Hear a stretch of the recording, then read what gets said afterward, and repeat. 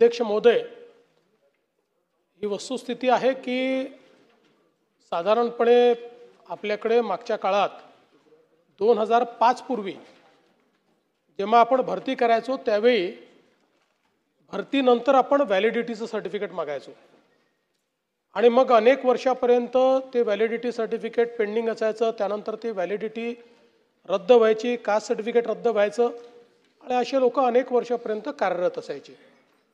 या संदर्भात वेगवेगळ्या वेळेस केसेस झाल्या. मुळात हा प्रश्न हा साधारणपणे 95 आणि 2005 या कालावधीतला प्रश्न आहे. कारण 2004 साली आपण कायदा केल्यानंतर 2005 पासनं व्हॅलिडिटी मिळाल्याशिवाय आपण कोणालाही नोकरीमध्ये घेत नाही. पण ज्यावेळेस सुप्रीम कोर्टामध्ये हा मुद्दा गेला त्यावेळेस 95 पूर्वीच्या लोकांना सुप्रीम कोर्टाने पूर्णपणे त्या ठिकाणी संरक्षण दिलं आणि त्यामुळे त्यांचा प्रश्न तो निकाली निघाला. पण 95 नंतरच्यांना मात्र त्या ठिकाणी कुठलंही संरक्षण द्यायला नकार दिला आणि त्यामुळे 95 ते 2005 या कालावधीत जे लोक या ठिकाणी नोकरीला लागले आणि ज्यांचं जात वैधता प्रमाणपत्र हे त्या ठिकाणी अवैध ठरलं त्यांना नोकरीतनं काढून टाकण्याच्या संदर्भातला विषय आला. या संदर्भात आपल्या सभागृहाने आणि शासनाने देखील एक मधला मार्ग काढला. एक कारण यापैकी बऱ्याच लोकांनी 20-20 वर्ष नोकऱ्या केल्या होत्या आणि म्हणून त्यांची नोकरी समाप्त केली आणि त्यांना अधिसंख्य पदावर आपण वर्ग केलं आणि ते जोपर्यंत त्या ठिकाणी रिटायर होत नाही तोपर्यंत अधिसंख्य पदावर ते काम करतील, त्यांना बढती मिळू शकणार नाही.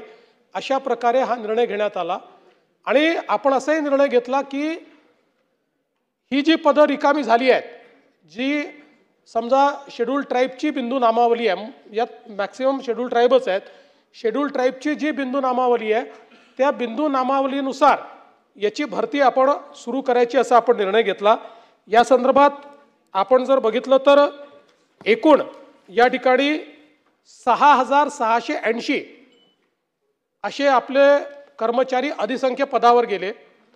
या 6860 पैकी आत्तापर्यंत 1343 पदं ही भरण्यात आलेली आहेत.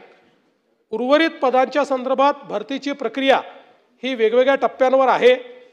मंत्रालयाच्या संदर्भात हे जे 5 सांगितलेले ते थेट भरतीचे जे आहेत ते 5 त्या ठिकाणी थेट भरतीचे भरलेले आहेत. उर्वरित काही प्रमोशननी ज्या ठिकाणी येतात ते बिंदू नामावलीच्या संदर्भात काम करण्यात आलेलं आहे आणि काही थेट भरतीचे जे आता प्रलंबित आहेत त्याची भरती प्रक्रिया सुरू झालेली आहे. मी या सभागृहाला आश्वस्त करू इच्छितो की हे जेवढे पदं रिक्त आहेत, म्हणजे आता 1343 आहेत आणि काही अगदी अंतिम टप्प्यामध्ये आहेत, तरी देखील माझा अंदाज असा आहे की एक 3-3.5 हजार पदं अशी असतील की ज्याच्यावर अद्यापही भरती झालेली नाही. मी एक्झॅक्ट आकडा माझ्याकडे आता तो नाही, पण मी या सभागृहाला आश्वस्त करतो की आता जी आपली भरती प्रक्रिया सुरू होणार आहे या भरती प्रक्रियेमध्ये ही सगळी पदं जी शेड्यूल ट्राईबची आहेत ती शेड्यूल ट्राईबच्या बिंदू नामावलीची ही सगळी पदं या ठिकाणी भरण्यात येतील.